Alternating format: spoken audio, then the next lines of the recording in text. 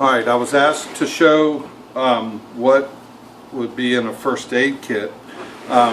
This is what I would refer to as a jump bag. It's not what I carry on my person with me. That would be called an individual first aid kit or an IFAK. This would be what I would support a group with, or if I was responsible for more than one person taking care of them, I would have this with me. This is what I keep in my car, typically. The pack itself is convenient. You can hook backpack straps to, which are included there on the side, that you can hook to. So if I had to carry it a long distance, I could put it on my back. I wouldn't have to just carry it from the carry handle. Pretty lightweight, water resistant, not necessarily waterproof. But it can be crunched down pretty good. So this is a system that I use. You can find this in any type of like surplus stores, or get it off of Amazon. Most of the stuff, military surplus, you can get off Amazon pretty cheap. It keeps things organized. I should have checked it before I opened it up. But what falls out is things I'm going to need typically right away. I have my personal protective equipment, gloves, critical. You want your gloves to fall out at you when you open your pack up. That'll remind you to put them on. I have an EpiPen that I keep pretty handy. That's one of those things that it may take an immediate action. I don't want to dig through this to try to find it. A basic first aid kit is inside of this first aid kit. This is just off of the shelf, and it's what you probably use the most. Right off of the shelf, your basic bandages, band-aids, ointments, aspirin, tweezers, throw some Benadryl in there to support after somebody's having a mild allergic reaction, or it's a long trip and the kids just won't go to sleep in the car. You'll notice the way that it's organized, the things that kind of pop out at you right off of the bat is things that you may need. I have everything labeled. I found early on that in an emergency, oftentimes I'm busy doing patient care. This is laid out, somebody else is getting it. If they don't know where things are, I end up having to tell them to dump everything out on the ground so they can find it instead of going through each pouch. So I labeled everything. I didn't want to label it permanently because that changes often. So my first aid kit was here. I have an orthopedic or a laceration kit where I would have some sutures and some SAM splint. That's typically in there. It's sitting out in that box right now. Dressings, I carry a lot of these because, again, working with a group, there'd be dressings, just your basic 4x4 sponges, gauze pads, smaller ones, feminine hygiene pads work very well. I have some burn pads, non-adherent dressings for burns that work well also. One of the favorites is the Israeli combat dressings. This is a compression bandage that has everything tied onto it. You would probably have one of these in your individual first aid kit for yourself. Other personal protective equipment, scissors, things like that. This is all that I would need for my personal protection. I have an N95 mask, I've got hand sanitizer, gloves, all of those things would be in here. I've got odds and ends, scissors, tweezers, and this is the etc. PPE, scissors, etc. Stuff that I would need, just odds and ends things that are around. Tongue depressors, more gloves, a siloon stick for illumination if it starts to get dark, or if I need to mark my spot or to be able to see.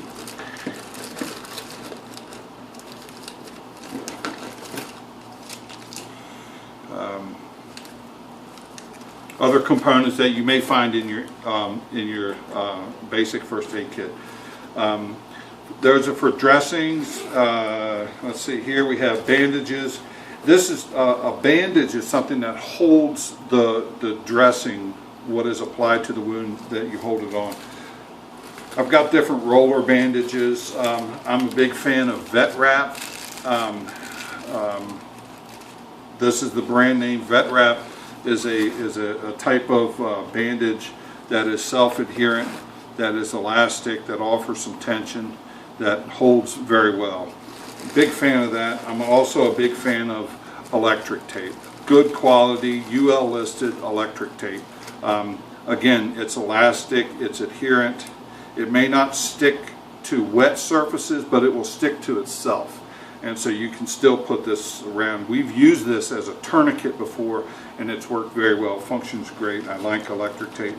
I like having that around. I have an area that is just for airways, or maintaining the airway, monitoring the airway. One of your critical factors in here. Oropharyngeal airways, nasal pharyngeal airways with lubricant.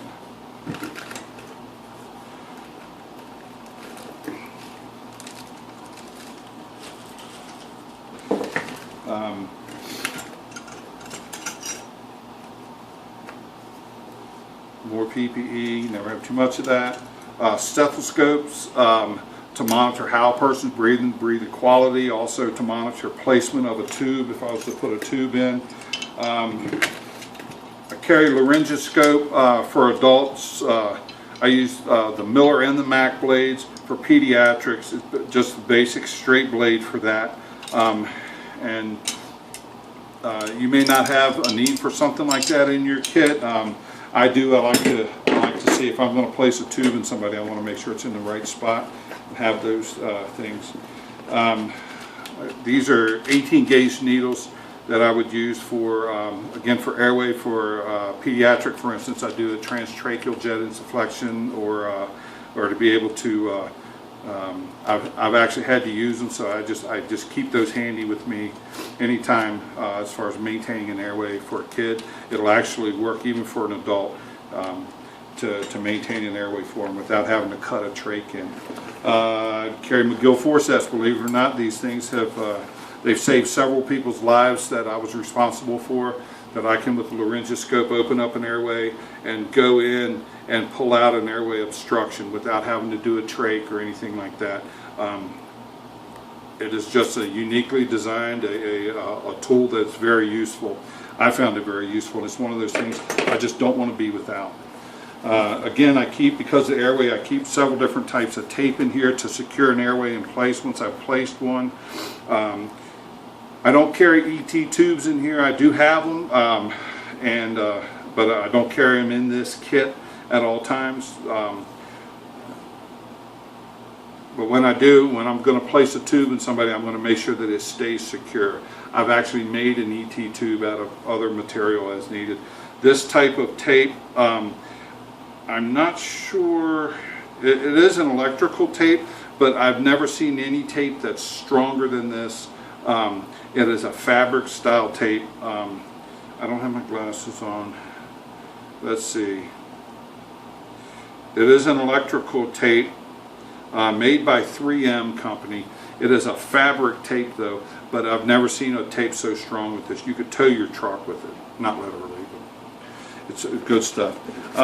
I keep a protocols book that's got some things for measuring, for EKG pupil sizes. It's got a lot of different